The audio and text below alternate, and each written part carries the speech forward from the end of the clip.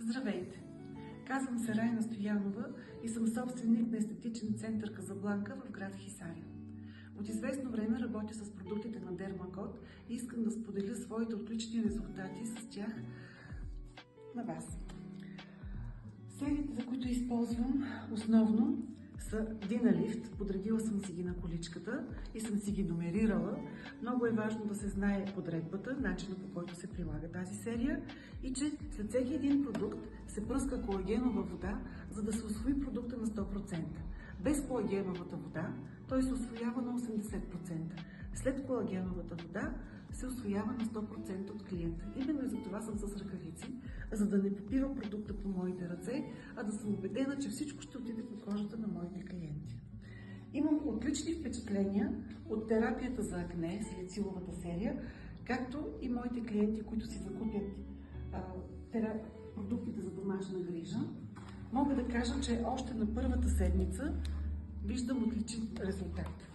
Изключително впечатлена съм, както и моите клиенти, от пяната, салициловата пяна, отново, която е към серията за акне.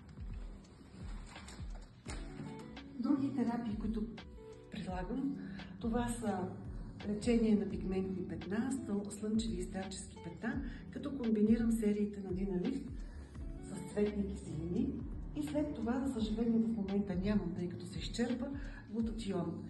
Процедурата е така. Една седмица се прави процедура, рутинна грижа, да го кажем, сутрин и вечер с цветни киселини, който предизвиква финно излущване на кожата. На следващата седмица се правят процедури сутрин и вечер с глутатион. Това са маска, серум и крем. Няма да сгрешите, ако се доверите на продуктите на Дермакод, защото наистина убедих се от моята практика, действат много добре, клиентите ми са доволни, тръгват си щастливи от салона и се връщат за нова процедура. Сега ще ви покажа как нанасям серията Диналифт върху лицето на моята клиентка. Нанася се с масажни движения. Не е нужно да владеете някакви сложни техники, за да може този продукт да попие в кожата на клиента. Продължават масажните движения, докато започнем да усещаме сухота и т.е. да не ни лепне върху ръкавиците. Демонстрирам.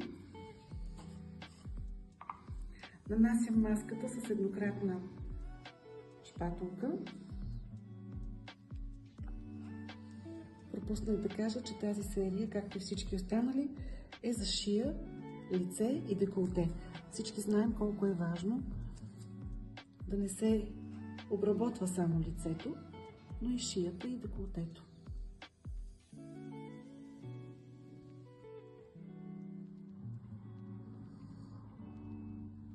Аз лично нанасям малко повече от указанията, тъй като се нанася по едно грахово зрънце.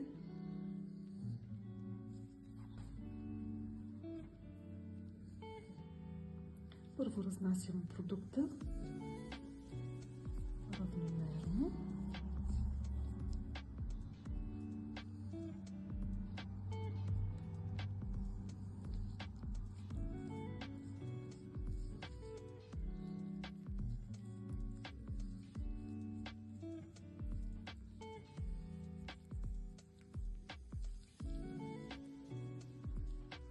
Линиите винаги са отдолу нагоре, обратно на гравитацията.